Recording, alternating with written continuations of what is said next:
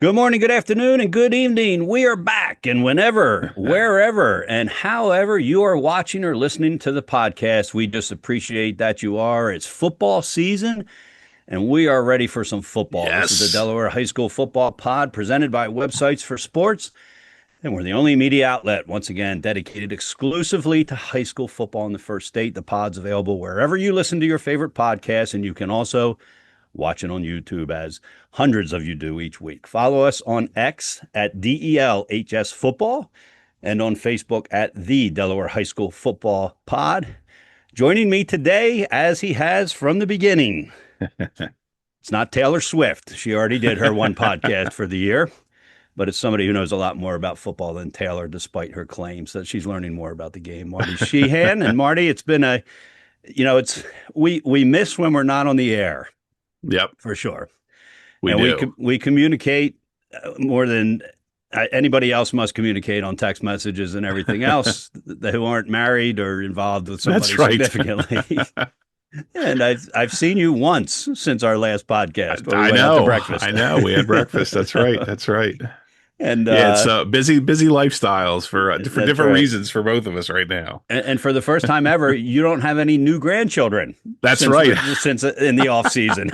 The shops have closed for a while, so we're holding steady at 4. But I know you're enjoying those wonderful grandchildren, Absolutely. and I have one less kid in the house as we dropped Riley off to college about a week ago from now, and he's enjoying everything there is to enjoy about college already, and getting set to start playing hoops for them. And they found out their first game is, I believe, well, you know what? I'm not going to say who it is. I'm not sure it's public information, but it's exciting who their first game is against and where it is. And Nice. I'll reveal that later on for anybody who cares, There which you is go. probably nobody but you and me. But all right. So on today's show, we're going to talk about some of the new things we're going to do this year.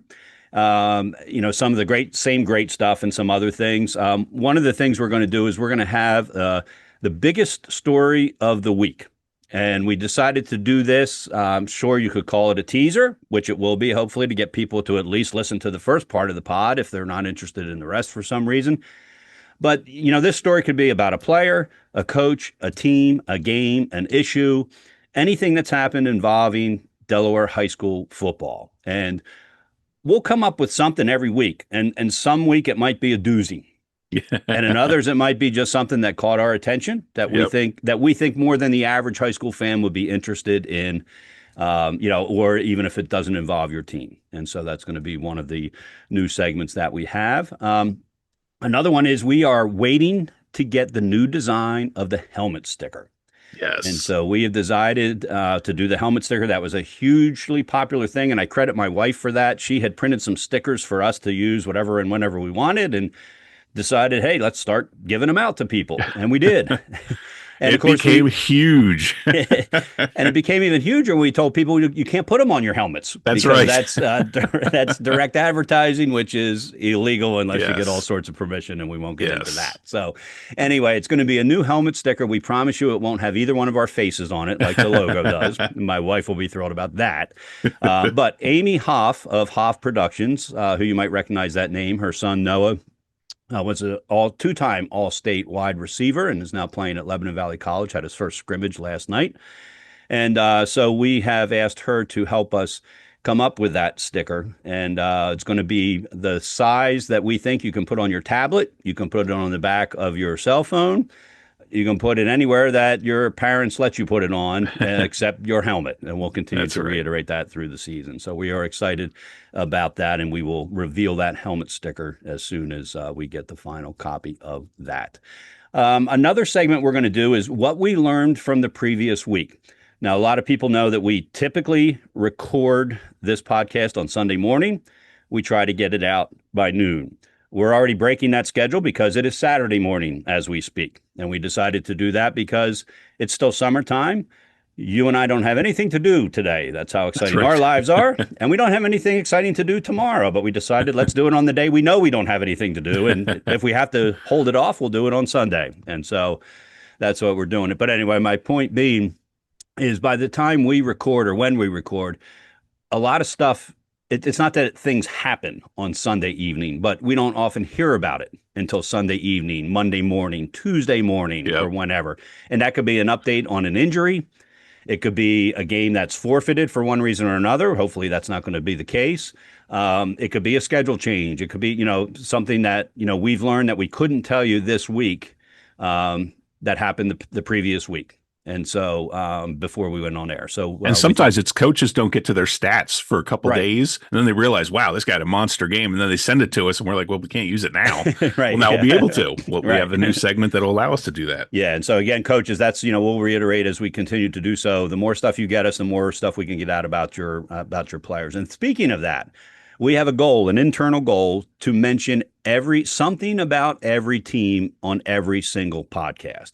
And as you know, if you've been a listener of this show, a lot of times we spend time talking significantly about a significant game in each class, something like that. And our goal is to not only get as many names and mentions out there to kids, players, kids, coaches, but to also make it sure that it's something that everybody is interested, and we're not going to say names, but, let's face it, there's going to be certain games in week 0 that nobody cares about except the parents and the players of those two teams. And so we don't want to spend 20 minutes talking about that, but there's probably something we can mention about Yep. somebody on each of those two teams that nobody, quote, in air quotes, cares about. And so we will make sure that we are doing that. And that is a goal that we will have. We'll kind of wrap up the podcast with that of, any team we haven't talked about. And for any coaches, yeah, send in information about your game whenever you have it. And it could be, you might be 0-5 playing an 0-5 team. It doesn't matter. Send in the information, highlight the kids that did well, highlight the kids that maybe they weren't on the stat sheet, but made a big difference in the game, and things like that. We just want to hear from every coach every week, if possible, about something that happened with your team. So please reach out to us. We'll do the best we can to get it on air. Yeah, and as I always tell people when I'm looking for stories for my column with the Newark Post, if you don't know if it's news, send it to me, and I'll Yeah. decide if it's news. And so Yep. let us know, and we'll do everything we can to get as much as on. So we're excited about that segment. And then we're going to have the same great stuff. We're going to have the Player of the Week, who will receive a T-shirt from Promotion Zone, one of our sponsors. They'll send that out to the players that receive that. We're going to recap the biggest games in each class, as I mentioned. We're going to have the games to watch coming up, which we always enjoy doing. We come up with different ones. And also we're going to let you know who is carrying those games. And that's something we started last year. And, whether it's WDEL with Sean Green, or Benny Mitchell and Glenn Frazier and the gang from 302 Sports, or the DSN group, whoever and whenever and however games are on. And so if you're listening to this and you're involved in a live stream that I just didn't mention, let us know and we'll Yep. put it on. Now, again, we don't need to know that, that certain high school is going to show the live stream to everybody, and with no sound type of thing. But Right. if you're part of a school crew, like the Sally's crew does a great job advertising, They let us do. know what games you're doing. Don't assume we know. And we'll be sure to get the word out there. Because again, our goal of this podcast from the beginning has been to get more people involved in the most popular high school sport. Let's face it. And Yep. I say that very objectively. None of my kids played high school football, but it is the most popular sport. So It is. we want to keep that going. And then we'll close every podcast as we have for the past couple years with a trivia, and that's going to be sponsored again by the Marticelli Group, owners of La Casa Pasta, Klondike Kate's, and the Chesapeake Inn. And so we appreciate them coming back on board as well. Two of our other sponsors, Dan Rigby of Win the Day Planner, is back again this year, as is Mary Kate Johnson of Remax. And we'll tell you more about each of those folks when we officially start this podcast a week from now. This is kind of our preseason podcast where we're just kind of getting back into the groove of things. And, as my wife said, as I went upstairs 5 different times to get something, she said, "You're kind of out of the routine, aren't you?" And I said, "Well, yeah, it's been a while." So Yep. anyway, all right. So let's dive right in with some of the things that we want to talk about here today. And the first thing is going to be the teams in the new classes. And so, and I'll mention, Marty, or I'll let you, his name has just slipped my mind already, the new person doing the social media for Carson, us designing. Yeah. Carson Rosso has joined our team. He's a student at Caravel. He'll be doing our social media graphics, and his first graphic is on the preview tweet that we put out for the show. Carson does a really nice job. He has you can find him at Carson's underscore graphics on Instagram, which is where he prefers to do most of his work. That's CARSONS underscore graphics on Instagram. And we look forward to working with Carson throughout the year. And so his graphic this week, to kind of give a teaser for this first podcast, was that we were going to talk about the teams in the new classes. That's what made me think of it. And so we're going to start at 3A, Caravel Academy. And, there was a lot of back and forth as to whether Caravel Academy should move up or not, mainly because of the size of their entire roster. Yes. They don't have a JV team or a freshman team. They have an excellent middle school program, which makes their varsity team eventually good. But in the type of schedule that they're going to have put together, and Marty's going to mention that in a second, some of the things they're looking at, it's going to be a tough task simply because of depth. Now, they won back-to-back state titles in 2A. They were 13-0 last year, 26-0 the year before, 47-3 in the past 4 years since we went to this class system. Their closest game last year was a 26-0 win against Laurel. And so, Marty, it came down to, look, if you've got to move somebody up for scheduling purposes and balance, which they had to do because they were moving St. Mark's down, it had to be Caravel. There was no way anybody could argue that it should be somebody other than a team that has literally dominated. And, they could have won some games 80-0, but John Reed's is not that kind of coach. And so, it was obvious that Caravel was going to be the team to go up. Yeah, it's that with that record, there was just there was no point in having them come back to 2A. They still are loaded, by the way. They still have a lot of talent returning from last year. Their only argument, as you said, was the roster size, and they are. We should point this out. They are by far the smallest attendance, school attendance of any population of any school in 3A. But that doesn't mean anything when it comes to football. If you have the right football players and they're in the right places, and John Reed does a great job, they're going to be okay. And we were talking before we came on the air. The beginning of their schedule, they open with Red Lion, St. George's, Dover, and Caesar Rodney. Now, objectively, you could say they could be 4-0. Now, they could also be 1-3. It's possible, but if the team that showed up the last couple of years in 2A is there, it's going to be it's going to be interesting to see if they get off to a 4-0 start, and when they welcome Appoquinimink on October 10th, that could be really interesting. Appa has lost some key pieces. They still have a lot coming back. They're going to be loaded too, but Caravel has an opportunity. The way they scheduled themselves this year, they have a chance to get off to a really good start. And, I went and saw them play Cape Henlopen the other night in a scrimmage. And basically, I don't know if every scrimmage is done this way, but the Caravel offense had 10 plays. And then Cape had 10. Then Caravel had 10. Then Cape had 10. Caravel Academy ran up and down the field twice on Cape Henlopen. And I'm not putting anything against Cape Henlopen. Don't get me wrong. We're talking about Caravel. Yep. I was very impressed.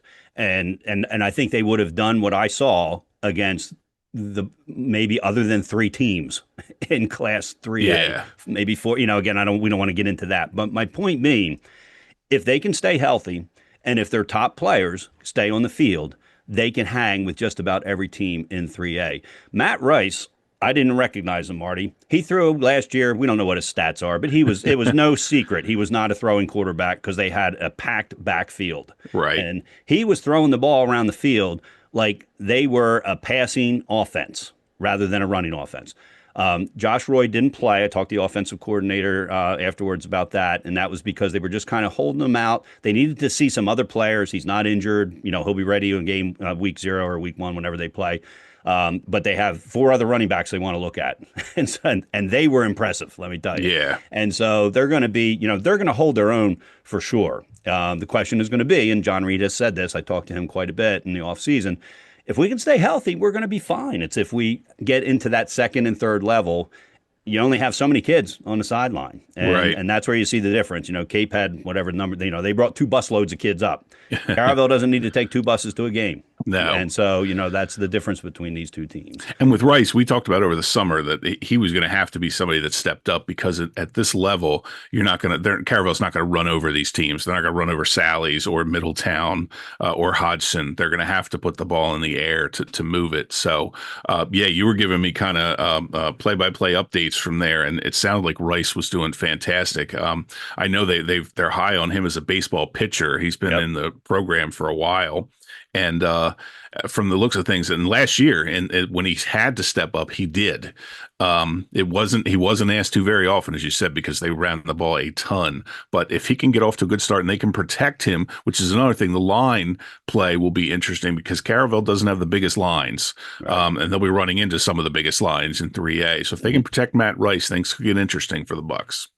Yeah, and so, we'll see. We'll see what it's all about. We hope for them that everybody stays healthy and it makes it good. So before we go to Yep. 2A, I want to mention our sponsor, Websites for Sports, the title sponsor of the Delaware High School Football Pod, created and managed by Brian Rutter, and it's the only place you can find the schedule rosters and stats if coaches post them of every high school team in Delaware. I've used the site consistently for years as my boys have played school sports, and here's my favorite feature. You can sign up for the schedule alerts. I load my son's schedules before the season starts, and without this alert, I might not notice a schedule change, but Websites for Sports gives you that functionality. Bottom line, if you have a child playing middle or high school sports, or even if you're just a fan, this is the one and only website that provides accurate and up-to-date schedules, and they do it all for free. We can't thank Brian Rutter of Websites for Sports enough for what he does for interscholastic sports and, of course, for their sponsorship of this podcast. It's just another way they're supporting interscholastic athletics. That's websites, the number 4 sports.com. All right, on to 2A, and we've got Tatnall, John Belace's group, 12-1 last year. They lost to Indian River in that title game. That was one to remember on the hook and ladder Incredible. play late. Just one of the best finishes to a title game at any class at any level over the years. They were 37-13 in Class 1A over the last 4 years. In those 4 years, they were in the semis. They won the state championship, and they were in the finals. And so again, Marty, another obvious choice if you're going to move somebody up from 1A to 2A, and they ended up needing to move two of those teams, actually 3 teams up. Tatnall was going to be one of them. There was no argument there. No, there wasn't. And again, their only argument in response was the size of the school, which again is, the football team, you have to separate the roster size from the school size. And, if you have the players, you have the players. And Tatnall has had them for the last couple of years. Now, their schedule is interesting. They start at Sussex Tech, which could be a toss-up game. Sussex Tech is not a bad team. They're usually right around 500. They have a couple 1A games, which is interesting. They play Newark Charter at home, which we'll talk about them later. But Newark Charter is not your typical first-year 1A team. So that could be an interesting ball game. And they also have Newark. They're also at Newark. So they did keep a couple 1A games, which, of course, Newark, when they scheduled that, they're probably 2A. Newark has been moved down to 1A as well. So there's a chance for them to get off to a possible 2-2 start. It's going to be interesting. The big thing for them is Quinn DeVere was their quarterback the last couple of years, and he was phenomenal, and he's gone. He transferred to Caesar Rodney. He wanted to play with guys he grew up with, apparently, and played with. And he talked to his father, and he wanted to play the big teams in his senior year and show what he could do. So it'll be interesting to see how he affects Caesar Rodney. But the effect on Tatnall could be interesting because, Rashawn Lamons was there for a couple of years and did fantastic before he moved on to college and has done the same thing. And now with Quinn DeVere gone, it's going to be interesting to see who they replace him with.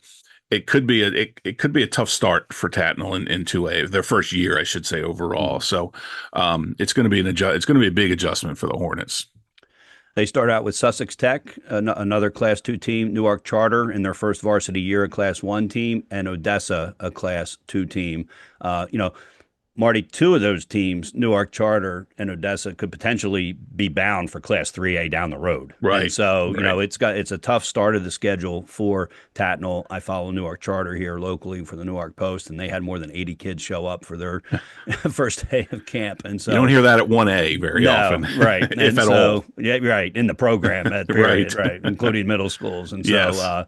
hopefully, they get Tatnall's able to get off to a good start. They're clearly well coached, and I don't think they took into consideration the quarterback transfer, and as they shouldn't. Right. The IAA Absolutely. when they make and the committee when they make these decisions, they shouldn't based on what players are coming back A, you never know, and B, it's not about that. It's about Right. what you've done in the past. And so, Now, I should add, there is some question. I asked his father about this.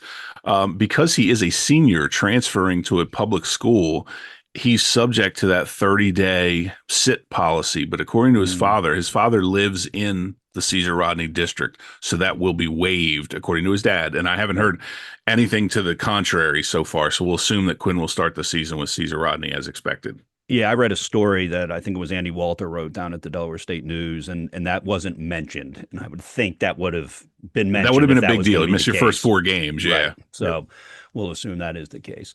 All right. Another school that moved up from 1A is Polytech. Head coach David Eilers. They were 26-18 in 1A over the 4 years. They got their first playoff appearance. They got their first playoff win. And again, this was not a Polytech team that just started 4 years ago. They've been in existence for 20 plus years. In fact, in 2019, they had to forfeit their last 2 games because of a lack of roster size. They had more than 80 kids show up for the first Yep. day of practice. And so what Coach Eilers has done at that program is just phenomenal. However, again, I just mentioned they don't consider people leaving and coming back. They lost 22 seniors Oof. from last year's very Yep. successful team, and so they're going to have their hands full. But everything you read it, and I give the coaches credit. Polytech didn't want to move up. Caravel didn't want to move up. But once it was decided, you didn't hear any negative things from anybody. No. And so hats off to those coaches whose teams have moved up, even if they didn't think they should have or were against it for whatever reason. As soon as the decision was made, they put it behind them and they moved forward. Yep. And I think that is such a positive thing because if you don't do that, then the players start thinking, well, we're just going to lose this year. A, Right. why should I bother going out for the team? Or B, why should I play my heart? That kind of thing. So, Yep. congratulations to the coaches for that. But Polytech's going to have their hands full. But we hope they do well, just like everybody else. They are. I have a cousin at the school, and they're excited about the move to 2A. Again, when you and I both read that article, we kind of texted each other at the same time. Said, "Oh my God, they lost a lot from last season." But they do have a favorable first 3 games. They're at Early College High School, who has really struggled in terms of numbers more than anything. Conrad, is a playoff team, that's going to be a real tough one. And then Dickinson, who is, you never know. But with Polytech, they're so young. They have the quarterback Halim Edwards, who started last year after some injuries to the starter. Balsarac was the starter last year and then he got hurt and Halim Edwards came in and I think he threw like a 70-yard touchdown on his first pass. It's funny because in the article he says, I didn't even know the plays. He had no expectation of playing at all, and was kind of like, Right. I don't know, just so. He said, "Hey, a guy broke open over the middle, and I hit him. I see guy throw ball, the guy runs in the end zone."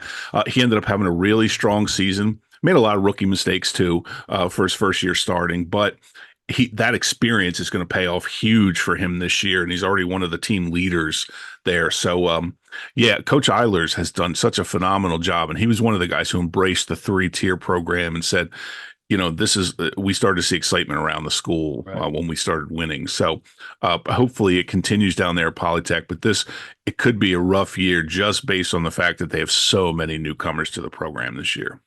Yeah, it's almost like preseason and scrimmages can't be long enough, Yep. and yet they're going to. So I think they were smart scheduling their first 5 against teams Yeah. that they can hang with, and they're not going to get beat up by heading into the second half of the season. All right, one more team that moved up is the defending state champion Indian River. Head coach Phil Townsend, 12-1 last year, 31-16 over the last 4 years. Another obvious choice. If we've got to take 3 teams up. The one that might have been on the fence was Polytech. Tatnall was an obvious one, and Indian River is an obvious one as well. So the defending state champs will not have a chance to defend their state championship in Class 1, but will move up to 2A. Yeah, it's going to be interesting. Coach Townsend has done a really, really nice job there. Just looking at the returning guys and all class guys, they had the defensive player of the year. The lineman of the year, Nolan Staniszewski. He'll be back. He was only a sophomore. Darnell Stokes, who was just phenomenal all season and was incredible in that championship game win. He was the offensive player of the year. He's back. I believe they lose quarterback Dylan Grice this year. I believe he was a senior last year, but they have some interesting guys coming back in some key places.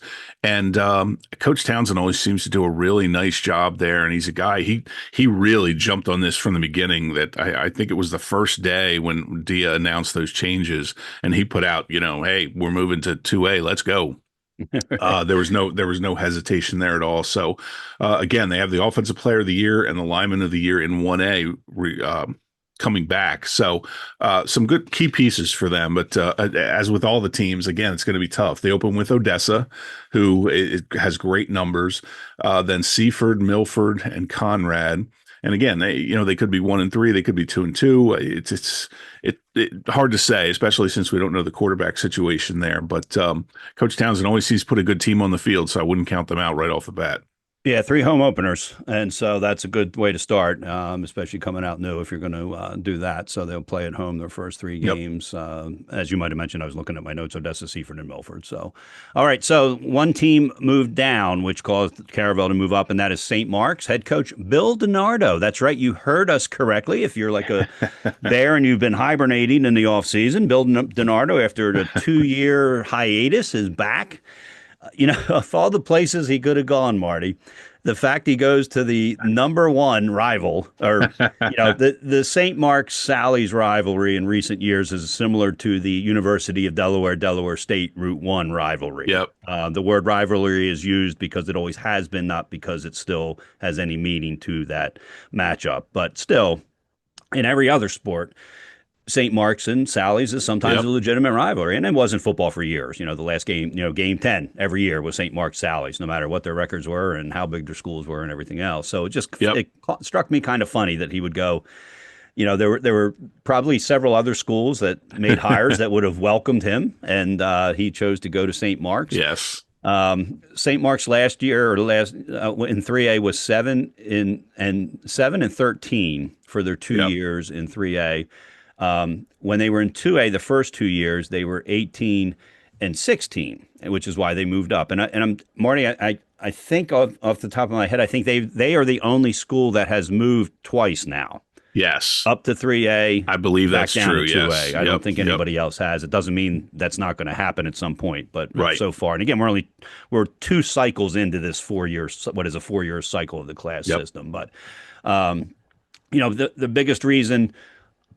The biggest reason I think St. Mark's got moved down was because of their enrollment. Because if you look at some of the other schools in, Caesar Rodney and William Penn, Yep. the argument for St. Mark's, who wanted to move down, the argument was, look, our school is not even close to as large as some of the other schools you might consider moving down. And so Right. they made a good case.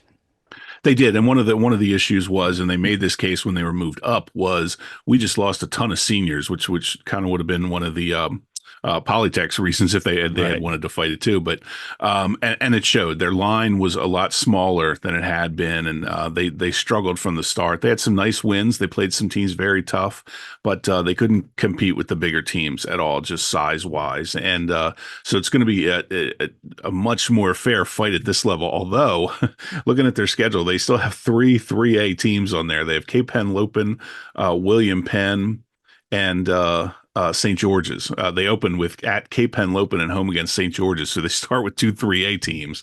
So it'll be just like they haven't gone anywhere. Now, the interesting thing when I read the stuff about Bill DiNardo was he very quickly came out and said, we're going to run the offense I ran at Salesianum. Big difference is Sally's had like 300-pound linemen back then. Right. He's not going to have that at St. Mark's. That offense, that offense is not going to, by itself, it's not going to steamroll people at that level, Right. unless they get some 300-pound linemen. So to me, it's going to be interesting to see how he adapts, because you're going to have to throw the ball. You're going to have to do some trickier things at that level, especially with the schedule they have, which is a killer. Mm. But it's great to see Bill DiNardo back, and I spoke to Gene Deladon for a little bit yesterday, and I held off because I wanted to ask him. I wanted to say, when are you going to get Bill on the schedule? My guess is Bill, and then he want no parts of each other for No. right now, for different reasons. But that is something to look forward to down the line. And it's funny because right now they fight over the top Catholic school in Delaware, which St. Mark's is.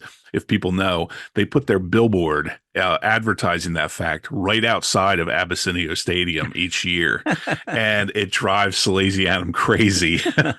So the rivalry of football might have died down a little bit between the two schools. It's still as hot as ever. Oh, that's funny. So that'll be an interesting team, interesting coach to watch. We'll talk a little bit more about Bill in a minute when we talk about the new coaches. All right, let's go to 1A. They had enough people move to 1A. They've now gone to 3 districts. Yep. And so that'll be something new. 3 districts in Class 2, districts in Class 1, and still just the 2 districts in Class 3, which I don't see ever changing for 3, quite Right. honestly. But let's start with Concord High School, head coach Darren Brody. They were 1-9 last year. 10-32 since the class system started. Their last winning season was in 2019. And the wins then were Caravel, William Penn, Appoquinimink, and St. George's. Their only win last year was against Del Castle. And Marty, the Concord High program is one of those ones similar to Newark, who we're going to talk about in a second, that if you had told somebody 10 years ago, Yeah. someday Concord High School is going to be in the smallest division. Let's call it the smallest, not Yep. the lowest or Yep. the highest, the smallest division of Delaware high school football. If I had said that to George Kasanovich when he was still the head coach, he would have told me I was crazy. But that's where they are. And that's not a negative thing. That's what this Class 3 system is for. Yep. What has happened to some of these public schools, and I don't want to get in a rant about this, what has happened to some of these public schools because of charter schools, because of ease of transfer rules, maybe up until now, et cetera, et cetera, it has forced this situation on some of these schools, and there's nothing anybody can do about it. It's Right. not because of the coaches that are there. It's not because of the administration. It's just the way things have unfolded. And so I'm happy for Concord that they moved down to Class 1A because nobody wants to go 1-9. And I Right. imagine if they had a schedule put together to be in Class 2 this year, and you and I looked at it, we'd struggle to find 3 wins for Yeah. that. I agree. As I've said so often on this podcast, what I would want if I'm a high school player, I wanted this when I was a high school player in New Jersey. I want to start the season knowing we have a chance to make the postseason. Yes. And Agreed. until this class system, half the teams in Delaware kicked off on August 15th when it's 110 degrees out, knowing they were going to play a 10-week season, and that's it. So, Yep. long story short, I'm done with my diatribe. I'm glad for Concord that they moved because now, just like Newark High, who we'll talk about in a minute, they are where they belong. I was going to say that game, they play Newark on October 18th, and it's just amazing that is now a 1A game. Right. When, 15, 20 years ago, these teams were battling for state championships with Sally's and Middletown and those guys. So, yeah, different world right now for the public schools. They're going to start with Mount Pleasant, which is a district rival. That is a Yep. Class 2 team. And then they play Early College and Del Castle. So, this Concord team, they could be 3-0. I don't know how. We don't know how good any of these. I think teams that first are, game but is huge for I both do those too. teams. Mount Yep. Pleasant is a team that seems like they're on the brink of getting over that hump and getting Yep. back to the playoffs. So that could be a huge game for both those squads. All right, another one. Del Castle, Kerry Galloway, 2-8 last year, 7-33 over the 4 years. Their 2 wins last year were against McCain and Charter. Again, Marty, the right move. Del Castle moving down to 1A. Absolutely. I mean, this was a case where you had a large enrollment in the school, but you did not have the numbers on the football team, kind of the opposite of a Caravel. And they struggled mightily. And, they never complained. They played some big teams over the last couple of years, including Cape Henlopen a couple times, and were blown out in those games. So this is great to see Coach Galloway. Hopefully, this is a chance for his kids to reset. And it's so hard when you're going out there getting pounded every week. To your point, why are we even doing this? It becomes a joke around the school, which we heard from all kinds of coaches before they went to this system. This now is a really good opportunity for Coach Galloway and his staff to get these guys going. Academy Park is their opening game. Then they have at Dickinson, at Concord, or home against Concord, at AI DuPont, which we still, roll the dice. I don't know if they're going to have a team or not. Numbers have been low in the past, and I don't expect that anything huge has happened to change that. But we'll talk about them in a minute too. But Del Castle, this is a chance for a reset, and I think Coach Galloway's probably really looking forward to this, to getting his kids in a situation where we're not down 28 to nothing at halftime or 28-7. Now we're going into these games knowing we have an actual chance to win these games, if not just be competitive. All right, Newark High, Tyran Rice, the head coach there in his second season, had 25 kids show up on the first day, which was more than last year. And, Marty, this generation doesn't understand, doesn't remember the Newark High days. Oh, My first assignment with the Newark Post, I forget how long ago, maybe 2011. It was the last year that Newark High, when they went to the state championship and they lost to Middletown, blew a halftime lead and lost to Middletown. But anyway, I walked up. I thought I was at the University of Delaware practice. There were 120 kids there. And the message that I clearly understood and heard was that if you weren't there that day, you might as well not show up on day two, because you don't miss the first day of practices. But something else that is happening in the public schools, not just at Newark, is for one reason or another, these kids, the players can't show up, or they choose not to show up, or they don't have rides to show up, despite some of the district's efforts with busing the kids from Wilmington. And so a lot of these smaller public schools, they know that their rosters are going to, in some cases, double the first day of classes when the kids are then there for practice afterwards. right. Right. This is when you said at the beginning that 25 was more kids than they've had the year before, and you're like, oh my God. I remember when I was in high school, I started my high school career at Sally's, and went to the Sally's Newark game, and God, the sidelines were just lined with kids from the 20-yard line to 20-yard line, and now you got kids between the 45 and 45 on the sideline as your entire roster. Taran Rice is a good coach. He's done some good things at some places. He did great work with charter, and when they were in a terrible situation for a long time. Even keeping that program together and getting kids to come out was a huge success for him. So I'm one of those guys too. I'm always rooting for Newark High and Concord to come back, because I think the state football is better overall when these teams that were good in the past come back and kind of reestablish themselves. And as we've talked about ad nauseum, that's what this 3-class system is supposed to do. We learned last year in the meeting with DIAA that it came out that, hey, we don't want people staying at 1A. This was never designed to be hey, let's look forward to playing for the championship in 1A every year. We want these teams to have to move up because they're good enough to. Right. I would love to see Newark and schools like Concord and Del Castle get into those situations where they can move back up. I'm starting to think when I look at some of these, I was going over the stuff that the DSN, Beta Bay News, I guess they're called now, put out about the 4-year schedules. And I almost wonder if DIA needs to start looking at this, since 2 years is very short, very short period to reevaluate a realignment. And I think we learned with St. Mark's, there's a reason why maybe we should go to like a 4 or 5 year plan, give these teams some time to build in that level. But with the graduations and stuff and the turnover, there's no official portal in Delaware, that we're finding out there is quite an unofficial one going on.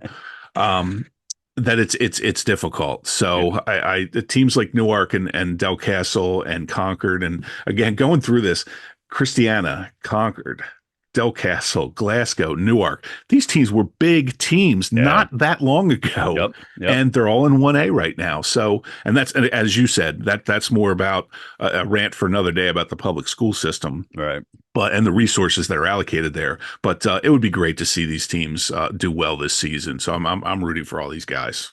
Well, and what some people don't remember, but you and I do, Marty, is originally this 1A, the recommendation was that they not play for a state championship. Exactly. And that they use it as to rebuild and encourage kids to get out. And then eventually you would qualify to move up to 2A. The superintendents would not allow that to happen. And originally I thought, why are the superintendents getting involved? But you know what? I think they did the right thing, because all these teams that were, what is there? There's 12, 17 teams now in 1A. If you're not playing for something, why are you coming out for the sport? Right. And again, especially if you're thinking, all right, I'm a junior. By the time they do move up to play for a state championship, I'm not even going to be here.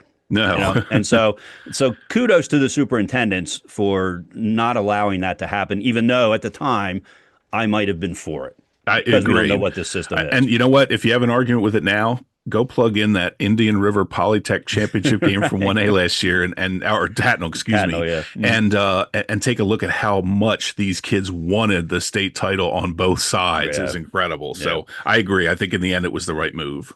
All right. So the big challenge for Newark High School is to make sure at week 3 they are not outnumbered at Oh, home against Newark Charter School. And I'm sure Newark Charter School is going to make the same challenge to their fans to make sure there's more red and blue and white in that stands than there is black and gold. the interesting thing is, in terms of numbers, the sidelines are going to be a stark contrast. As I said, you're going to have guys between like the 40-yard lines for Newark. You're going to have a monster sized Yeah. roster over on Newark Charter side. So yeah, I can see that becoming a rivalry quickly. Newark Charter is clearly on the way up. They're not in 1A because they're a 1A team, folks. They're in 1A Right. because that's the deal they made with the DIAA to ease into it. Yep. I don't know at the time that Jody Russell knew that he was going to have the roster that he did with some of the kids that he has, which is a pleasant surprise for him, and it's great for the sport, for Newark Charter, a new team to come in Yep. and look good. So yeah, that will be an interesting game. I'm looking forward to that, and I'm really looking forward to Newark Charter and how they do this season. Yeah, and of course, Jody Russell coached at Newark High and Yep. played at Newark High, so he's a Newark High boy. I'll Yeah, tell he you is. that. But he's coming in to coach against his alma mater on that day, so that'll be a good one for sure. All right, let's move to new coaches. We're not going to spend a ton of time on this. Yep. It's a handful. Let's start. Bill DiNardo, St. Mark's. 7 football state championships, 19 seasons at Sally's. He's won 304 high school football games, second only to Tattersall. And as you mentioned, he plans to run a physical running attack, which will be a little bit different than St. Mark's has done. They had the wide receiver and the quarterback hookup. I can't think of their names off the top of my head, who have graduated. And so, I think Bill DiNardo would have been good at any football program. Yep. I think he's going to be exceptional at St. Mark's in terms of he comes from a Catholic school setting and he understands the nuances of how Catholic schools work and how they integrate sports, et cetera, for whatever purpose that is. I think that's a good choice for St. Mark's. Yep. It'll be interesting to see if that good choice works out in terms of wins and losses. Bill he also has the top kicker in Delaware right now, Matteo Bracalente, who he will probably use more in his first season than he did in 30 years of previous coaching. So I don't remember Sally's kicking too many field goals back in the day. But that's a great weapon to have on hand when you get in those 4th and long situations down near the goal line. His family has posted things on Facebook and different places where they're like, man, he is as into this as he ever was. Like he has just been rejuvenated by this. So I think it's great that he's back in the game. And again, it's so cool that he's at St. Mark's because it's such a weird visual. But if anybody can bring this program around, and Coach Wright left the program, I want to give props to him because he was put in a real tough situation. He was doing really well at 2A, then got moved up to 3A and just didn't have the horses to compete. Coach DiNardo comes in at a great time where they're moving back down to 2A, and it's going to take a while for his system and things to for the kids to grasp everything. But it's just great to have him back in the game. Yeah, he's 66 years old, DiNardo, and so I'm sure he verbally gave a commitment of some number of years to St. Mark's because you'd want to at least get that verbal commitment. Again, that doesn't mean he can't leave in 3 weeks if he wants to. I'm sure he can, but at 66, he's in shape. He's a good, he doesn't look 66. Let me put it that way. I look more 66 than he looks more 66. But anyway, we it's exciting to have a big time name in Delaware high school football back in the game. Yeah. It'd be no different if Butch Simpson came back or George Kasanovich or some of the others over the years. And so it's funny. I think some of these coaches kind of get the Bear Bryant disease where, Bear Bryant retired and 6 months later he's dead. Right. And coaches have said, I'm not doing that because Coach Bryant, when he retired, said, I don't have anything to do after this. This was my life. Yeah, and this is for it. these guys, they've been doing it so long and they develop a routine and a schedule. So again, it's just great to have Bill back in the game. Alrighty, Chip Knapp, Cape Henlopen. I saw him at Caravel. It's good to see him on the sidelines. I've actually never met him in person, but I certainly have seen. I knew who he was, and he was. He's got that stately look on the He sideline. does. He reminds me of Pete Carroll a little bit in that Yeah. Oh, term of the way. that's a Yeah. great. And now I was trying to think who he reminded me of, and Yep. you just nailed it. He's been around for more than 3 decades. Wesley College, very successful at Dover High School. Resigned, retired. What we thought was retired at the Yep. time. He lives down somewhere in the beach area, and so it was just a natural thing. When Mike Frederick stepped aside Yep. for personal reasons, he wanted to dedicate more time to his family, which and I think his son graduated. If I'm not sure, I think Mike Frederick's son graduated Yes, from I believe Cape that's last year. true. So that was a natural move and good for what Mike Frederick did to the Cape Henlopen Yep. program, which was get it back to relevance. And now they have what I think is the perfect person, Marty, and I think that because when Chip came from Wesley College, he didn't want to leave the college ranks. No, no, that was not his choice. And so when Wesley shut down, Dover had an opening, and so they took it to him. And when you go from coaching college football to high school, I think that transition is difficult enough.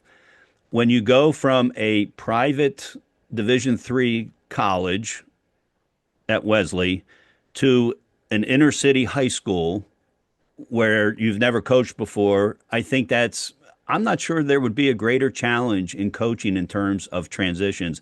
And yet he did it flawlessly. He made it Absolutely. to a state championship game. I think it was a semifinal appearance the other time. Yep. And so, he put it this way, and this is maybe the best way to put it.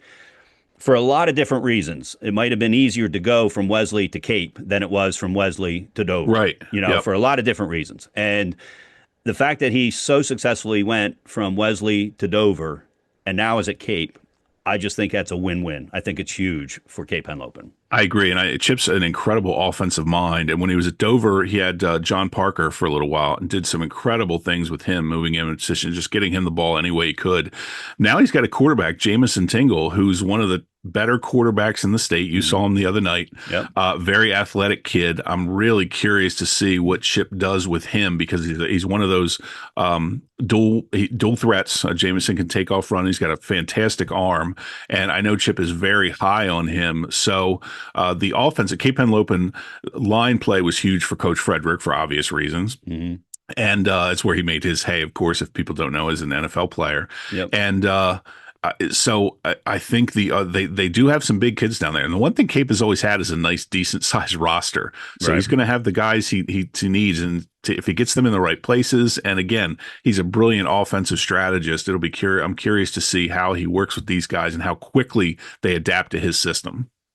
All right, let's move to Milford. Jed Bell had to step aside because he's now an administrator. Wonderful man, wonderful administrator, I'm sure, and a wonderful coach with a couple stops, including leading Woodbridge High School to the state championship game a couple years ago, and then moving back to his alma mater for a couple years before becoming an administrator. Rod Milstead will take over, another former college coach, that Delaware State head coach. He was also the head coach at Maryland's La Plata. Is the name of the high school that he was at. Didn't have a winning record with the Hornets. Not many coaches have over the years there. So that's not even, we're not even going to talk about that. But anyway, so, it's going to be an interesting transition for Milford, an outside guy, for lack of a better term, compared to when Jed Bell came. And so we'll be interesting to see what Rod Milstead is able to do with this Milford team. They're coming off a 4-6 season, and they've moved from District 3 to District 2, I believe. That District 3 is a killer, so this is actually a nice little move for them. Yeah. Not that it's going to get much easier, but no. Rod Milstead, it's interesting because you hardly ever see a Division I college coach make the jump to high school, so it's kind of cool that when he took this job, the first thing is kind of a head scratcher. Like, wow, I never saw that coming. Yeah. So kudos to Jed and for him for working it out. And the one thing he steadied that Delaware State program. They didn't win, but they weren't the laughing stock they had been for the few years previous or the 10 years previous. So I'm curious to see what he does at Milford. Jed did a really nice job with that program. I believe they've gotten more kids each year coming into the program. So, yeah, Rod's going to be an interesting addition to this. The new coaches, the new faces, and new places. All right, back a little bit further north, back to the state capital of Dover, where Rudy Simonetti has been rehired as the head coach. He was there from 2016 to 20. He left and to teach at Smyrna, served as an assistant coach there. He also served as an assistant coach to David Eilers at Polytech, and he was set to serve as an assistant coach at Caesar Rodney under Sean Yep. Strickland this year. But then Dover's Maurice Polk stepped down, and Simonetti applied and was quickly hired. And I don't. You might know because I think you might have talked to him. Is he back in the building, or is He he is back still? in the building. Okay, good. Yes, Yeah. yes, yes. As I understood it from our conversation, he's back in the building and as excited as can be to be back in charge of this Dover program. He said, it's such a privilege to be back here again, and he knows the kids. And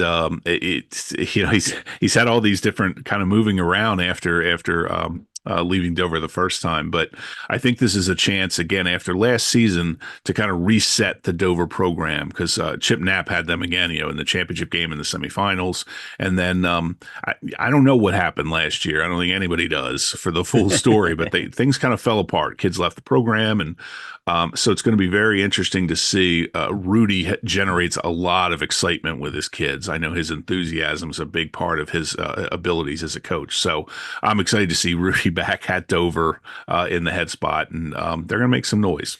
Yeah, it's Dover High School is one of those schools that you always want them to be relevant because Yep. it's one of the larger schools in the state. It's, of course, the state capital, et cetera, et cetera. So hopefully Rudy is able to get them back to in the conversation or keep them in the conversation, I should say, Yes. that Chip Knapp got them back into. All right, AI DuPont, Lamont's Heyman. Perhaps the most challenging job in the Ooh. state of Delaware, Marty. AI has struggled, and again, we talked about the Newarks and the Concords and where they were. AI DuPont has probably been impacted the most by private and charter schools than any other school in the state of Delaware. This is a school I actually got my first coaching job there back in the late 1980s. I was a freshman basketball coach, and every sport was big. The band had hundreds of people in it. Last year, the band had, I believe, less than 15 people in it, and I'm just throwing Yep. that number out there. And the point I'm trying to make is this school has been decimated like the other public schools on the outskirts of Greenville. Yep. AI lives in the richest town in the state, Yes. and yet the school has gone down in terms of numbers. Don't get me wrong. I think people that go there still get a quality education. There's excellent teachers, excellent coaches, excellent administrators, but they have been impacted from a numbers standpoint more than any other school, I think, in the state of Delaware. And of course, that's going to affect your football program. And this Heyman's coming in. He's an assistant at Tower Hill for football and basketball, so he's at least he's familiar with what's happened at AI because Yep. unless you're sleeping under a rock, if you live in Newcastle County, you know the story. It's been a story, Yep. about that school and the numbers going down so much. And so, rebuild is not the term. I think fulfill a season schedule is what they're looking to do to build momentum. This is a school. Remember, was it McCain they combined with a couple years ago, or they? Yeah, it was. It You was know, and McCain. so Yep. that's where this program was, and to try to get it back to some sort of, and again, relevancy is not going to be winning state championships. Relevancy is going to be having a legitimate roster of kids on week 0, and that same legitimate roster in week 10. Yes.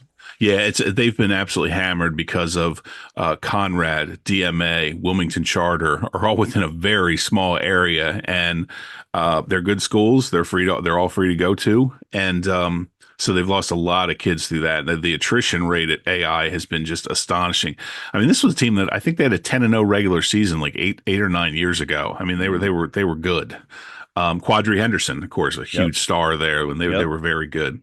Yeah, for Lamont Heyman, I agree. Between him and the coach at early college high school at Dover, two of the toughest jobs you'll find probably anywhere in Yeah. America in terms of high school football. And I love that Brad Myers did a piece on the new head coaches, and Heyman has a quote in here where he says he needs to redefine winning and losing. He says success will be measured in how many upperclassmen he has return in year 2. that says it all right there. This is Right. not, hey, we want to go out there and to your point, we want to be out there on week 0. We want to be out there on week 10. Yep. And if they can do that, that's a huge win for that program. And maybe it draws some more kids out. And we'll be rooting for the Tigers as much as anybody this year. Yes. All righty. Wilmington Friends, John Schropp. Talk about taking over for legends, Marty. The Tattersall name has been there for 60 years, something like that. I couldn't find exactly what it was, but, Bob Tattersall, then Rob Tattersall. And then it's just, when I'm trying to, it kind of been like whoever took over for Bear Bryant, the guy you mentioned for Alabama. You're taking over Yes. for a legendary family Yep. whose two most recent players are now playing in the Ivy League, Ryan and Rob. And so, John, but he was almost handpicked. It sounds like when you look Yes. at it, he was an assistant football coach at Concord under George Kosanovich. So, who else would be better to be an assistant Right. coach under to learn the game? And then Greg Mitchell as well. And then, Tattersall, I think Rob Tattersall, Coach Rob Tattersall, I think he kind of knew this was coming because he wants to go watch his kids play in college. Yep. And so he made sure that, the heir apparent was not only selected, but was with the school for whatever number of years it was, a year or two, to take over. Yeah, this seems like a match made in heaven for them. He was very comfortable with Coach Schropp. Rob Tattersall was, and with his experience, 25 years as a teacher and a football coach at Concord, he just seemed like the perfect choice to kind of continue what they were doing there. Because Friends is one of those schools again where they're not big and they don't have a big roster, but they make do with what they have because of the system they run and they put kids in the right places. And it's funny while Coach Schropp is trying to get this team going. Of course, Rob Tattersall will be spending his weekends roughing it at Yale and Harvard, which, by the way, is a huge accomplishment to have two kids in the Ivy League. Not only Oh, playing football, but just the fact that they're at Yale and Harvard. My right. God. Yeah. Um, It's a little difficult to get so into those nice, schools. nice job, Rob. Those schools don't care how good you are at football. You get That's in there as right. a student first, and then That's they hope right. you can play football. That's right. They're expecting the titans of corporate America to come through those schools. So yeah, nice job, Rob. But John Schropp it should be a very seamless transition Right. because he was very close to Rob Tattersall, and it just seems like this is the match they needed to make. All right, two more real quick. We'll go through them. Seaford, Mhm. Glenn Phillips. He coached for 23 years, and then he went and ref for 2 years. And he did that because of his work schedule. And he's not in a school building, but then his schedule changed again where he can now coach. And so he went down to Seaford. They were boasting their scrimmage. It's either tonight or last night for people to come out and Yep. watch. And so they're kind of like a new era of Seaford football down there. And they had 54 kids come Yeah. out, which is a huge number for Seaford. Yep. They've really struggled numbers wise and on the field the last couple of years. So for Glenn to come in there, and again, he has the Delaware experience, seems like a great match for a guy to get Seaford back on the map. All right, last one, McCain High School. Avery McMullen, who was a big fan of the show. We enjoyed chatting with him over the years. He has changed jobs. He's now the head coach at Bishop McGinnis Catholic School in Kernersville, North Carolina. So a big move for him. And I don't know if he has a family or whatever, but anyway, he's moved south to coach. And he got his first win last night. They're 1-0, so Oh, congratulations that's to great. Avery. Awesome. So Alhesia, and I apologize if that's not the correct pronunciation. Alhesia Booker Sr. is the new head coach. He's never been a head coach. However, he was an assistant at Howard, where he went to high school and played, and an assistant at Archmere, and he's also got some experience with some semi-pro teams, and so he takes over at McCain. And he said basically the same thing that Avery had said is there's raw talent there. There's kids that are athletes that he's trying to make into football players, get them in the right position to be successful. And they're in the same division with AI, Brandywine, Dickinson, Concord, and St. Elizabeth. So it's a good opportunity for Alhesia Booker and McCain to kind of hit the ground running if he's able to get those kids in. We didn't have any indication of numbers yet, but it's nice to see a guy again who's been around Delaware getting a head coaching job. So those are your new head coaches. Now let's move to what we're calling scheduling quirks. Just some interesting things. We've already talked about some of them. We mentioned Polytech's first 5 games in 2A are against 1A teams, so we don't need to elaborate on that anymore. St. Andrews, Marty, I thought it interesting. They play their first. They play 3 2A opponents which is the same as last year under head coach Rick Barron. I just thought this was kind of odd because St. Andrews, they're the only private boarding school that Yep. plays football, and sometimes their schedule, they don't schedule when football practice starts based on when football practice should start. They base it Right. on when the kids are going to arrive from all over the world for the first day of class, for Yep. orientations and stuff like that. So it just surprised me. And that might just be a thing where because of that, they've got to schedule who they can get when they can get them. And because they have events that go on in that school too. And if you're not familiar with it, if they're having parents weekend, Yep. you can't have a football game because there's nowhere to park. All the parking spots are taken up by the parents. So that kind of thing, is also considered as well. Another part of it too is those 3 games against 2A teams are all independent conference teams, which they're part of, and they all try. There's a big community within that group. They even have their own weird thing where they allow 5th-year players to play in independent conference games, which we found out from the DIAA, which is bizarre, but that's what happened. Only Right. between each other, not against anyone else. Right. But yeah, this is Rick Barron. We kind of joked about it. Last year the coaching change from Moffitt to Barron kind of went unnoticed by most right. everyone, including myself, Yes, who me too. prides himself on keeping himself up. So when I asked the school for information, they were like, "Yeah, he was head coach last year too." So apologies to Coach Barron, but yeah, he's got an interesting schedule. Starts with Dickinson, so a chance maybe to get off on the right foot, and then it gets appreciably harder after that. So St. Andrews, it's tough with the way the Yeah. school is set up, and it's a boarding school, and there were years when I remember back in the 80s when they were close to qualifying for the playoffs and had to tell DIAA, we're not playing in the playoffs because the playoffs start on Thanksgiving, and that's when all our kids go home. Right. Fly home. And when given the choice, fly home. When given the choice, the kids were like, do we want to go get mauled by somebody, Right. or do we want to go home and have a nice Thanksgiving dinner? So the choice was pretty easy. So we'll see what they can do this year. But it's a tough job at St. Andrews. All right, Red Line, they start versus they've a 3A team at Sally's, and then they play home against Caravel, which is a 3A team. Yeah. They're a new 3A team, they're a 3A team, and and then you look at it, they could run the table after that, Marty. When I was looking at their schedule, Evan Budinger's back, and if he's healthy, during the season, they're going to be a tough out at any point. They are. I said to you, I texted and said, look, even though they play McCain and Del County Christian and Bohemia Manor, I said they could go 0-5 in those first 5 games. They're still going to be a playoff team as long as they run the table against their division. Yep. And it's a division they're capable of competing with. They have some great guys coming back. Budinger is a Division I quarterback. He's going to Monmouth. That really flew under the radar for a lot of people because there's a lot of lists out there, and Budinger is way down on them. Yeah, it's odd, but anyway, he's a Division I quarterback going to Monmouth University, and that game against Sally's, I asked Gene Deladon about it, and he said, "Hey, they wanted us, and we, we're not going to run from anything, so we took that game." It'll be interesting, and then hopefully, I hate to even say this, but Paul Warlow is back at Salesianum, defensive coordinator, which is amazing for Salesianum, and him and Gene Deladon are very tight. So if that offense and defense starts gelling, they're going to be a lot of trouble for everyone. But Budinger has his hands full in that first game, and you hope there's no injury or anything like that, because that Sally's line versus the Red Lion line is not exactly going to be a fair fight. No, as soon if I'm Coach Anderson, as soon as we're down by 3 or 4 touchdowns, if that happens, I'm not saying it's going to happen. Right, Budinger's going to watch the rest of that game on the sideline because the rest of the games are far more important. Week 10 matchup, Marty, for Red Line is St. Mark's. Yeah. Now, Bill DiNardo's used to big time Week 10 matchups, and this could be winner gets in the playoffs, loser does not.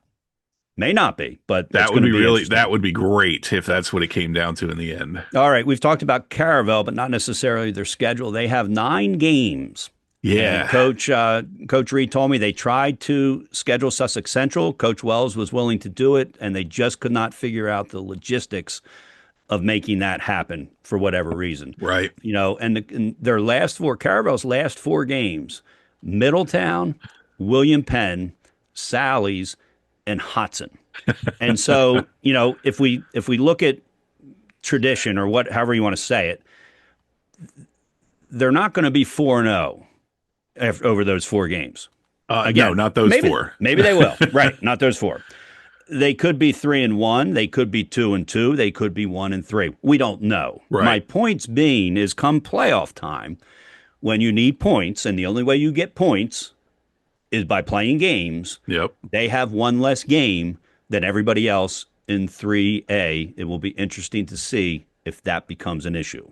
It will, and that schedule, the first four games, Red Lions, St. George's, Dover, and Caesar Rodney. I said to you, they could be two. They could be 2-2, 1-3. They could be 4-0. There's a chance to be Yep. 4-0 when they welcome in Appoquinimink. But the schedule, again, as you said, Appo, Middletown, William Penn, Sally's, Hodgson is a gauntlet at the end of their first season in 1A or 3A. But I will say this, and I said this during the summer on Twitter. I think they're a playoff team. I think at 3A they're going to be a playoff team.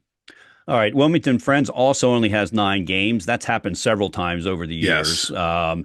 Two of them are against 1A teams, early college school and St. Andrews. And so, again, the question will be come playoff time, when you're not getting any points for beating teams below, or do you get 3 now? Did they change that? That if you play a team, it doesn't matter who, you get points. You just don't get bonus points, Yes. obviously. Yep. Okay. Yep. So anyway, no bonus points available. And will Right. that make a difference for Wilmington Friends? So let's jump to Middletown, Marty. And you pointed Oof. out their schedule. I'll let you talk about Middletown's schedule. Yeah, Middletown is not running from anyone. They first of all, they are loaded. If anyone saw the piece from Brad Myers on Delaware Online, and I want to pull this up real quick, so I just remind myself. They had let me see if I can find this again real quick. They have a amazing number of guys coming back that are in the top 4 of the 9 running backs in the state listed by Brad are with them. So it's going to be it's going to be really interesting to see how this goes for them. Their first game is against Bishop Wooderson, who's top 15 in Ohio and won their first game last night. Their second game is Red Bank Catholic, who they stunned in their opener last year. They are top 15 in New Jersey. Their third game is Our Lady of Good Counsel. They're top 40 in the nation. I believe they're ranked number 2 in Maryland.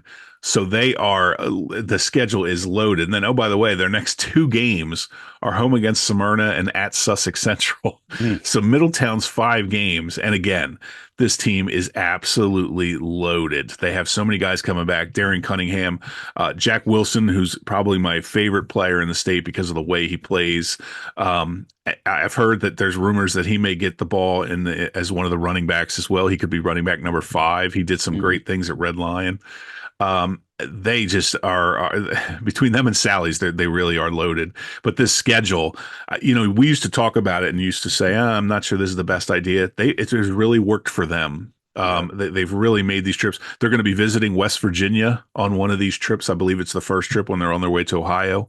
And so they go out and they challenge themselves, and then they come back, and we've seen what they've done recently, including last year winning the state title again against Salesianum, and what probably a lot of people considered an upset. But yeah, they're absolutely loaded for bear, and they're to me, I look at Middletown, and they're the favorite to repeat in my mind. I know we have Smyrna, we got Sally's. Sally's is going to be right there. Smyrna has some key pieces coming back, but Middletown is just they're locked and loaded for this season. I want to jump to Smyrna Sally's. You mentioned them, and we talked about this. I don't have it on my rundown here, so but I want to mention it. They're playing at the University of Delaware. Yeah, this was so bizarre. Yeah, yeah, go ahead. Yeah, this was a Smyrna home game, a 7:00 Smyrna home game, and all of a sudden, University of Delaware steps in, and my guess is University of Delaware is not happy that the Delaware State experiment went kind of good last year, right, with the championship games, and we're like, you know what, we need to get back into this because they completely alienated the Delaware high school football. Last year they just alienated everyone. So they changed this game. They've contacted both teams. We don't know what was involved, but it is now a Saturday at noon game. Excuse me, at Delaware Stadium.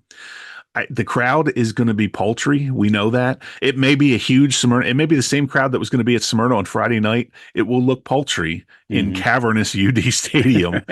And it's a Saturday noon game, which neither of these teams ever play Saturday noon games. They're nighttime games. So they're going to want the lights on at noon just to feel at home. I don't know the atmosphere, the cowbells. I don't know what happened or what caused this to happen, but that's the story. I know the Smyrna fans. I got a number of DMs from Smyrna fans saying, I was set to go to this game, a raucous atmosphere, and now I'm supposed to drive up to the University of Delaware, go through the security, go through all that mess. And so anyway, it should be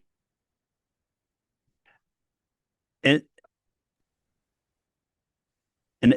I don't know whether, you know, I'm not sure we would get an honest answer why they did this, but Right. here's my thinking. Sally's at Smyrna on a Friday night, whatever week it is, Yep. halfway through the season ish. That could that could be a sellout. And it could also be a very difficult atmosphere to control, for lack of a better term. Not that anybody would expect fights or anything. I'm just saying, Right. you know, Smyrna High School, like most high schools, is not built for 5,000 fans. It's built to fill the home side, the bleacher side, or the visitor side, and one row of fans around the fence, which they don't like to have to do, but they might be forced to do in that case. Yep. And so I'm wondering if part of the thinking was the most favorable place for us to play to allow the most number of fans. And remember, this is a game that would attract the casual football fan. You know, Oh, absolutely. if you live in Middletown, you're going to the Sally Smyrna game unless your team's playing, Yep. type of thing. So that could be one reason, and the other reason might be financial. I haven't seen how much they're going to charge to get in. Have you? I'm going to guess I have $10. not. And That's my guess.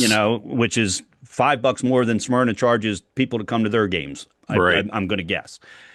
And so, from a money standpoint, and again, we're never. I don't think we're ever going to be able to find it. How much is UD charging them to do it? They're not doing it for free, I guarantee you. Now, what they could be doing is UD could say, "Hey, we're only going to charge you what we have to pay our people to have security and things like that." That's true. And you But know we don't what? know. To my point of them alienating Delaware last year, the Delaware football community, high school football community, they may forego that stuff this time. Who Yeah, knows? I mean, we know if they said, you know what, if they call Smyrna and Salesianum and say, hey, we're going to let you use this place rent free, right. I can see why they would say, okay, that's pretty cool. Yeah, Hopefully it's a nice day. We're playing on yep. a nice field. The one thing that I heard from a lot of parents was, stop selling this crap about UD as a destination place to play. It's sorry, folks, but it's not. It's No. not anymore. Mm-mm. Kids get to play at this stadium. They get to play. Middletown will probably play on 3 nicer fields Mhm. than UD at some of these high schools they go to. Right. And that's not a knock on UD at all. No. That's just Mm-mm. the way these stadiums and the high school Right. all the money that gets put into high school football now. But it's kind of like the Bob. It's like playing there is such a big deal. Well, it is because they don't play regular season games at the Bob. But Right. now we're doing this, and I don't know. It's not a big deal anymore. And you and I remember our first championship game together was Smyrna and Salesianum, and the crowd that filtered in there, those Yeah. buses Just, and the just 10,000 red. people. Yep. Yes. Now they're not going to get I that for haven't a gotten regular close. season game, No. but it'll be interesting to see how this plays out. But if I'm Gene Deladon, absolutely love it. If Sure. I'm Coach Judy, eh. And start, yeah, exactly. And that's what I'd be interested in. And if anybody wants to comment and knows something, let us know. Yes. And it'll be part of our What We Learned segment There you go. that we That's don't know right. right now. That's right. And we're happy to share whatever information, whether it's positive or negative, as long as it's from a reliable source, Yep. obviously. Yes. And Yes. the last thing I'll say about it is if this, and I don't know what's going to define did this work. I guess you have to define it based on the number of fans that show up. Yes.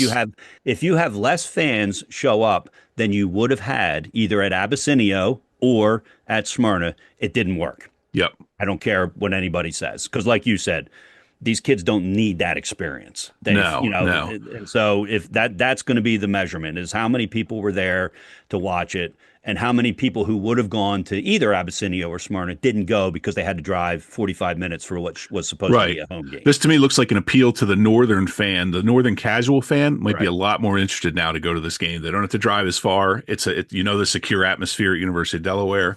Yep. And you're going to be out of there and have the rest of your Saturday afternoon Yep. at 2:30, 3 o'clock. So I haven't looked at my schedule, but if I don't have anything, I'm going. And I may not have driven to Smyrna. That's 30 minutes south. Abyssinia is 30 minutes north. UD Stadium is 10 minutes from my house. Yep. And so we'll see. And just real quick, I just want to add, Middletown's playing that killer schedule. Sally's plays LaSalle College in their second game, who is ranked in the top 20 nationally, and Malvern Prep, who's ranked in the top 5 in Pennsylvania in their two of their first 3 games. So both of these teams, when they meet eventually, this is a going to be a matchup of two teams that have been through the ringer and have played the Yeah. best. So it'll Oh, be very wow. interesting to see how that plays out. And let's hope they're both healthy because, again, you Yes. don't want Yep. any, you want everybody healthy. Last thing I'll say about that game is if it does work, Marty, and again, I'm defining work as being this at least the same number of fans in attendance, if not more than would have happened at either other place. Yes. Is this going to become an annual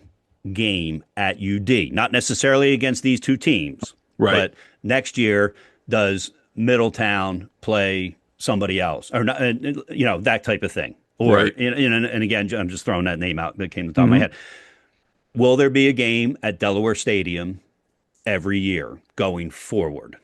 And if there is, that'll be interesting to Yeah, see. maybe it becomes the equivalent to the kickoff classic that Correct. Abyssinian does every year now with Right. the teams coming in over the weekend. Right. And I think if you get the right teams and you get, I'm not sure I would put Cape there because that's an hour and a half drive Yeah, for that's a home, long.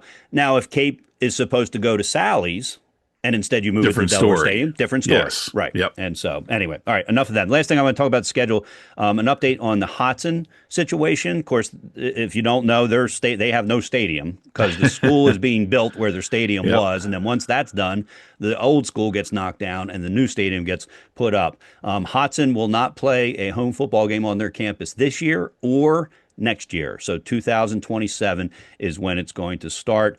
And they have three technical home games this year. One of them's at St. George's when they'll play Sussex Central. And then two of them are at Caravel when they will play St. George's and they will play Middletown. And so it's one of those situations, and Dave Collins is doing the best he can. He's also the athletic director, and he's doing the best he can with what the situation is. And so it's just one of those things. It'll be exciting when that stadium opens up. It To is. see And that the happen. last game of the season for Hodgson could be a big one because it's against Caravel. Right. They will have played on Caravel's field a couple of times already. Yep. So there's familiarity there. And come down to a playoff spot for one Yeah. of those teams. Exactly. Yep. All right, let's move on to we're going to talk about games to watch. Then we're going to have the Marticelli trivia question, and Yep. then we'll be out of here. All right. First of all, as we do every year, we're going to continue to let you know who's live streaming or broadcasting the games. And we're at week 0, which again, don't get me started about why they call it week 0, but they do. 302 Sports, Glenn Frazier is going to have the Christiana at Newark Charter School game on Thursday. That'll be the first official varsity game for Newark Charter School. Benny Mitchell downstate, Sussex Central hosting West Philadelphia High School. So those games are both on Thursday and both on 302 Sports. Delmarva Sports Network, excuse me. On Thursday, they're going to carry St. Mark's at Cape. And on Friday, they're going to carry Laurel at Arcadia. And so those are the games on the air. Sean Green with WDEL will be broadcasting eventually, but they're tied to the Philly schedule right now. And so we'll certainly let you know when he will be And I broadcasting. wanted to point out real quick too, John, and you know this as well, but follow Benny Mitchell and Glenn and 302 Sports because they will not be on YouTube this year. They're going to be using a new streaming platform. I don't know anything about it. Benny sent me the website the other day, but make sure you tune in because those games will not be on YouTube this year. It's important that you go to 302 Sports and check out what they're offering on their new platform this year. All right, so games that we're looking at, big games to start. Most of them, actually, all of them are on Thursday. Looking at the schedule, there are Friday games. When I looked Yep. at the games and which ones I think are big, and Marty might disagree and can add some for Friday. But I'm going to start, and Marty, you can either comment or tell me to go to the next one, and I will.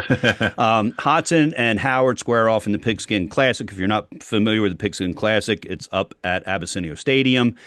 It's got a couple. In fact, they might be the only two Delaware teams playing each other, and all the other teams are playing out-of-state teams. I think that or is something like the case. Yes. Yeah, so that's the 4 o'clock game on Thursday. I went to it last year. It was a great atmosphere. It was fun. That's where Howard plays their home games, and I think technically it is a home game for Howard there. I call this game big for both teams. A loss for Hodson against a 2A Is team big. would be bigger than if Howard wins. Because I think Absolutely. Howard's going to have plenty of wins with their regular schedule to get into the tournament. And So- a Howard loss does nothing to hurt them. Right. So Hodgson is the one that really has it on the line in this game. And with both teams having, Howard's got the young quarterback now, and it should be an interesting game. But they always seem to have an interesting contest every year. Good matchup between those two schools. Another 4 o'clock game. William Penn goes to St. George's. A loss is big for both teams. These, I think, Yes. I think, and I think you agree with me, Marty. These are going to be the bubble teams when it comes to that 8, 9, 10, 11. Who's getting in at 8, and so every winnable game, which right now we don't know a whole ton about any of these teams. Right now, I think both these teams are capable of winning this game. You don't expect it to maybe Yep. William Penn give St. George's a close game, but lose or vice versa. Either I wouldn't want to have to place a bet on either one of these teams. A loss would be big for one of them. It would. William Penn lost their starting quarterback to an out-of-state team. Coach Sable, that this seems like a huge game for him. Coach Wilson ended last season on such a hot streak. I mean, they were just incredible. The 2 wins over Smyrna, including the one in the playoffs. So it'll be nice to see if he can continue that going. But I agree, this is a big game for both those teams because at the end of the season, it could mean a playoff spot or not. All right, Odessa goes to Indian River, and I'm glad for Indian River, defending state champs, but moving up to 2A, that at least they're hosting their Yes. first game. Welcome to 2A is my comment for Indian River. That being said, this is no gimme for Odessa either. It's 2A versus 2A, and you could say Indian River's been a 2A team the last couple of years, even though they technically have Yeah, not. and for reasons we're not going to get into, Coach Degatti won't be on the sidelines for Odessa for that game, for that first game. I think this is huge for both of these teams. Odessa is trying to establish, and they played some more teams competitive last year, but they're really trying to get to. And you and I both are convinced that within 5 years they're going to be a 3A team. The Right. enrollment in that school and the kids that come out for football are only going to get bigger and better. Yep. And for Indian River, for Coach Townsend, this is a huge game to kind of get off on the right foot at this level. It's going to be tough. I think this is a toss-up game, absolutely, but a great game to see at the opening week on the schedule. All right, Woodbridge goes to Caesar Rodney. My comment on this is that a loss, and I use the term devastating, and it's week 0, so it's not devastating. But this is a CR team. They've got the new quarterback, Yep. DeVere. They've got a couple transfers that came in. They're trying to get that moving in the right direction, and so Strickland's got to look at this as, guys, we can't play down to a 2A team and lose. Now, Woodbridge is a legit team. Marvin Dooley's Yep. done an incredible Oh, my job God. down there, Yeah. and nobody's going to be shocked if Woodbridge comes up and wins. That's the reality of it. But for Caesar Rodney to be opening up at home, and what I think Sean Strickland has to look at is, we've got to get off to a good start, and Yep. we can't lose to a 2A team if we're going to be a legit fence sitter come playoff Yep. time in 3A. And it's going to be interesting because if Quinn DeVere is the quarterback in that opening week, which we think he will be for Caesar Rodney, Woodbridge doesn't play a lot of teams that throw the ball around a lot. Right. And as we know with Marvin, that defense drove the bus last year. They were phenomenal. The offense is going to run it down your throat. They're going to run 50, 60 times a game. So it's a great game to get for Caesar Rodney. I agree. This is a huge game for Woodbridge. They can obviously survive a loss here. For Caesar Rodney, this would be to echo your point, not an end of the season kind of loss, but a very disappointing loss start the season. Should Caesar Rodney come out on the short end? All right, I'm going to talk about one more game. We already talked about Red Lion and Sally's playing at Abyssinia. Christiana and Newark Charter, the game's at Newark Charter. Place is going to be packed. It's going to be an exciting atmosphere. It's Thursday night. The town of Newark's going to be crazy because UD opens up against Delaware State University that night as well, which is where I'll be. Christiana coming off their first playoff appearance since they won a state championship 75 years ago or whatever it was. It wasn't that long ago, and Newark Charter playing their first varsity game. Christiana lost their star running back who did everything, and his name escapes me. I'm not sure if you remember it. I think it was Pollard. Yeah, it was Pollard. Yeah, Right. Javion Pollard. Yeah, and so, Coach Wood has to, he's got to want his team to win this game. But it is 2 1A teams, and as as we've said, Newark Charter is they're a 1A team that I think toward the end of the year, people are going to already be talking about them moving up to 2A when the cycle turns again. The coaching staff they've got, Marty, it's a who's who among former high school coaches. And Mike Brogan, he's got to be in his 85th year of coaching, and he's an incredible shape. He walks like 4 miles a day. He told me he looks great, and Jody Russell, the head coach, he talks about, man, there's nothing better than having an assistant coach who's retired. Brogan gets stuff done before I'm out of bed in the morning. But anyway, it's just and I don't want to start rattling the coaches' names off because inevitably I'll forget one. But anyway, but it's a who's among former head coaches, and so it's going to be interesting to see It is. one way or another. That's Newark Charter. If they struggle, what's the mess? What does that tell you? I don't, and again, against the Christiana team that was in the playoffs last year, but then lost their, basically they're all American in air quotes. He wasn't all Right. American, but Yep. that's how good this kid was for what he contributed to the team. His contributions to the team were outstanding. So anyway, that's why that game, it's interesting. If they opened up if Newark Charter opened up against the Division two team, for Yep. whatever reason, it's not as big, I don't think, but I think it's going to be important for Newark Charter to get off to for their own mindset and to And get off. I remember last year, I think it was Jody Russell said, look, we're going to have we're going to have some of the numbers. He knew the numbers were going to be pretty good, but he said, I've got athletes. I don't have football players yet. Right. And I think that's going to be the issue is that how quickly are they going to be able to round these guys into football shape? As you said, a staff that's going to be phenomenal to do that is perfectly positioned to get these kids into the right places, the right times. And so I think this is going to be, in my head, all I can see is this is going to be a quick turnaround for Jody Russell. I think he is going to not turn around, but a quick start off the ground. And this program is going to be, again, I'm with you. We're going to be talking about them moving up to 2A within 2 years. Here's some of the names, Marty. I just pulled it up. Kevin Scannell, Steve Grundy, Mike Ryan, Mike Brogan, who I mentioned, and DJ Miller, David Tinsley, Niles Thompson. Some of these guys I do not know necessarily. Matt Right. Barlow, Rich Barr. I still remember when I walked up to the first practice last year, and I recognized 5 former what I call big time coaches in Right, Delaware High School. right. Started with Jody Russell. Anyway, all right, enough about Newark Charter School. All right, any games you want to add, Marty, from that? No, they're basically all the games I looked at were the same as you. It's going to be a phenomenal opening weekend. Just real quick, because it was stuck in my head. If you go to Sally's website, I think Gene Deladon, I think there are 18 coaches listed on Sally's website, and Paul Warlow is not on there yet. So that's. So they again, have guys who, and again, if you go on there, they're a who's who of Delaware guys, including Bill Harmon, Sam Paoli, who used to run charter school. So that always is funny to me that these schools, because you're able to give the kids so much more one-on-one coaching in those situations, which is huge. Yep. No, this is shaping up to be a great first weekend. Between the games we got on Thursday and Friday, UD DSU Thursday night, which is going to be an ESPN Plus game.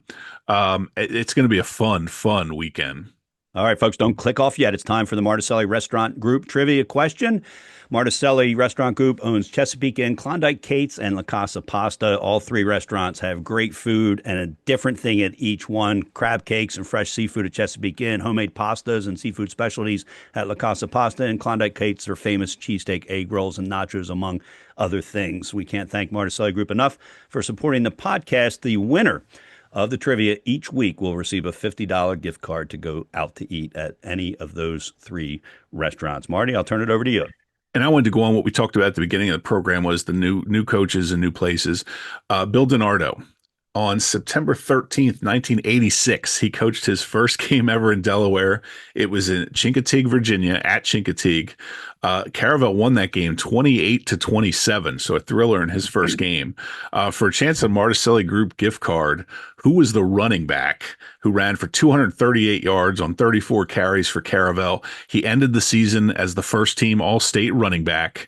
And I didn't know his name when I first looked into this, but I looked at his numbers and I'm not sure why I don't know his name. But for a chance at a card, who was the star running back who ran for 238 yards in that first game for Caravel? An interesting note: Caravel blocked 3 extra points in that game. Wow! So it was a great game down in Chincoteague for Coach DiNardo's. And it even says the victory for Caravel was the first for new head coach Bill DiNardo. I love that. There you go. Safe to say that game wasn't live streamed. That's right. And there's no Twitters about it, tweets about it on Twitter.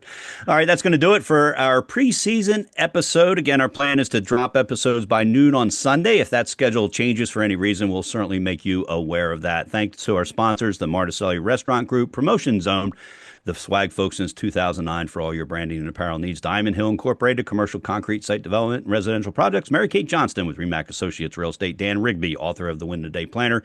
Amy Hoff, graphic designs for your every need. We'll talk more about each of those sponsors every week of the podcast once we start the official 15 podcasts coming up. And of course, our presenting sponsor, websitesforsports.com, designed and managed by Brian Rudder. If you're a sports player, parent, or fan, it's the only website with a schedule of every high school, school, and middle school team, and stats and more. Don't forget to follow us on X at Delaware High School Football, DELHS Football, and Facebook at the DELHS Football Pod. Please like and share our podcast to help us spread the word about the wonderful sport of high school football as we get underway week 0 on the horizon. Until next time, for Marty Sheehan, I'm John Buzby. Have a great sports week.